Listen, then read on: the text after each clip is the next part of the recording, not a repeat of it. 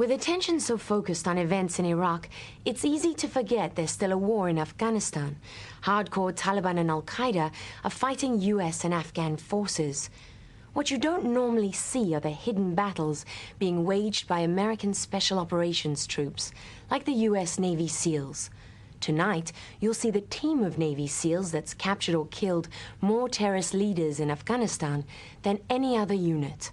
The SEALs are traditionally so secretive that no journalist has ever been allowed to go with them into combat, until now. There's a chance of maybe 30 guys being there. If there is, there could be a big firefight.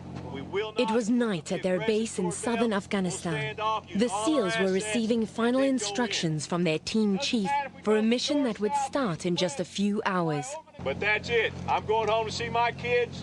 You guys are going home to see yours. We're not going to. Their plan was to go after a mid-level Taliban commander, but new intelligence had just come in that compelled them to switch targets at the last minute. A possible location for this man, Rosie Khan, the most powerful Taliban commander in the south of the country. The SEALs knew he was the man financing and recruiting Taliban and Al-Qaeda fighters and bringing them over the border from Pakistan. We flew in with army pilots from the National Guard right into the heart of the Taliban insurgency. 1 minute! As we approached, people in the village would be able to hear the pounding chopper blades, so the SEALs prepared to take fire and braced for impact. The SEALs immediately surrounded the village to stop anyone trying to escape into the nearby mountains. We got any update from the Apaches? The team commander was in radio contact with his men. I want to get a couple of snipers up on the high ground there and there just to look down. I see a guy up on the mountain there. What's that? I see a guy 12 o'clock from me, just up the hill, about 100 meters up the hill. He's walking up the hill. They'd spotted a lone man heading away from the village, but no one knew then if he was the person they were after. The Apaches dropped flares to mark the man's position. We got to get him. That's probably him. All forces, it's important that you hold your positions at this time. We're going to take him out with the Apaches. But before the team commander could give that order, he lost contact with the Apaches, so the SEALs on the ground returned fire and killed him. Can you tell us about the man who's down? The man that's down right now appears to be the primary target. What would it mean if you really did have this guy? It would be huge. It'd be really huge. We've been looking for this guy for 2 years. And Boat 5-1, you can start. The SEALs moved through the village, expecting further resistance. Mitigate risk as much as possible.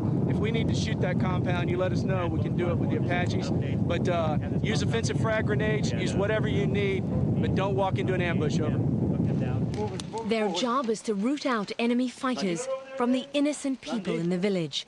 But any time they're fired upon, the SEALs automatically detain all the men. They're not cuffed. They're not cuffed. Call some guys up and get them in here. They ain't been cuffed, they ain't been searched. Some of them are cuffed, some are not. I want them all cuffed. They shot at us. Whenever they shoot at us, we cuff them. An assault team secured each house, but they didn't find any other fighters. By now, the SEALs had brought the dead body down from the hill. What's the tattoo? Looks like our man. He had 6 frag grenades on him. He had 6 AK-47 mags on him. He had, I think, a 9mm pistol. He had $10,000 US. And then he's got a stack about half an inch thick of Pakistani rupees. And that is an extreme amount of money in this type of environment. In an isolated little village in the middle of nowhere like this. Have you been able to identify him? Yes, we've identified him. We found letters on his person that were addressed to the exact individual that we were targeting. We feel 99% that this has to be him. Rosie Khan had become a legendary outlaw in southern Afghanistan, where American forces had been hunting him for more than 2 years, but he'd always managed to escape. The SEALs said the death of Rosie Khan would cripple enemy operations in this part of the country. When you come to take down a target like this, do you ever wonder if you're going to find someone else like Osama bin Laden? Oh, that'd be sweet. Yeah, you always think about that. You think you're going to get lucky. You come in, you bust in, there's UBL hanging out, and You catch him. All the locals asked to identify Rosie Khan denied knowing him, which seemed unlikely in such a tiny village. Each detainee was fingerprinted and their DNA added to a portable database that's used all over the world.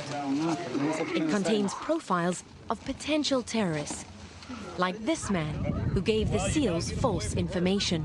When they ran his fingerprints, he turned up on the database as someone else. So while the other men were cut free and released, the SEALs took him back to base for further questioning. There would be little time for the SEALs to relax. Back at their tented compound, they had to prepare for the next mission. That meant cleaning their weapons, a constant battle against the dust that gets into everything, and testing their rifles at the range to make sure the sights are properly aligned. Just 2 days after killing Rosie Khan, the SEALs were on the attack again. They'd heard Rosie Khan's lieutenants were meeting in this remote village. They potentially may be in this compound, so they're probably trying to regroup themselves and get some leadership established. So we're trying to take advantage of the opportunity and going in and either capturing them or killing them also. But if these guys are smart, if they've learned anything by now, they won't try and run. Right, that's why we always have to be cautious, because they could be inside potentially setting booby traps or doing other things. That's the reason I got the snipers up there. They've got their optics out, looking inside the compound, trying to get as much information as they can. The SEALs cautiously approached, but once they got inside the village, they found mostly women, children, and old men. There were no obvious signs enemy fighters had been there, until they started searching. What are you looking for? Looking for anything electronic, batteries, wires, any kind of bomb-making material as well. Do you ever find weapons in these boxes? Weapons, opium, knives, yes. RPG rounds. That's exactly what turned up in this search. RPG rounds, complete with grenade launchers. These rocket-propelled grenades are a sign that, although everything looks peaceful and normal in the village, when you scratch the surface and start to search around, you find evidence that there have been people here who are not just simple farmers. When they questioned people, the SEALs found out they'd missed the men they were after by just a few hours. So was this a wasted effort? Oh, no. They're really never wasted efforts, because when you come in here, what you do is you disrupt. Like, we know that they've been watching us while we've been here. So they're ever-presently, they're sitting around trying to watch what's going on. They're watching us now? Yeah, most likely. The SEALs frequently bring along a civil affairs soldier whose job is to help win over the locals by handing out basic items and finding out what aid is needed in these poor villages. Okay, well then what we want to talk about now is stuff that we can help his village, and he can tell us what kind of things they do around here. The message is, help us and we'll help you. Which town has the most bad guys in it? The SEALs' role in targeting terrorists is a specialized part of the broader military effort here to help stabilize Afghanistan. How many missions is this for you now? 58 in 5 months. But if you had to think about one thing that was important for people to know. I would want them to know that this place is still dangerous. You know, you don't see it on the news all the time. Iraq's a very dangerous place, but there's a lot of fighting still being done here in Afghanistan.